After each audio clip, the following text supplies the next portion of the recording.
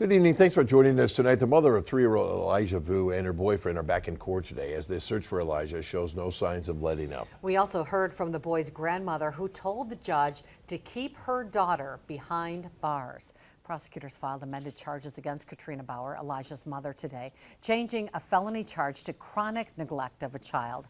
A misdemeanor count was also added on to the record on accusations that she neglected another child about 6 years old.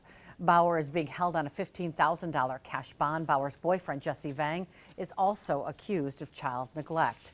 Jason Zimmerman was at the hearing today. He's live in Manitowoc with details and reaction from the courtroom. Jason. Cammy, plenty of people showed up in court to support Elijah today, including family members and those searching for his whereabouts. What came as the biggest surprise was a letter read by the prosecutor, signed by Katrina Bauer's mother. More than 2 weeks since 3-year-old Elijah Vu went missing, both his mother, Katrina Bauer, and her boyfriend, Jesse Vang, remain in jail. But Thursday, an attorney for Bauer asking the judge to allow her client to go free on a signature bond, despite Bauer's mother opposing the request in a letter read by the district attorney. At this time, rather than aligning in locating her son, she feels the need to reiterate what a good guy Jesse is and is fully defending him and his actions. Her mother also telling the judge Bauer has severed ties with much of her own family, but has connections in other states that would help her flee the area if released. I don't feel it's worth the risk to lower her bond, especially as victim has not been found and many questions are unanswered.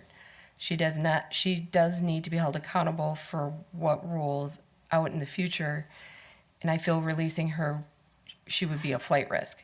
As a mom, that'd probably be the hardest letter to write, because when I heard that the mom was going to write something, I thought, is she going to go with the daughter? But to know that she went against her own daughter, that has to be heartbreaking, that you don't even have your mom on your side.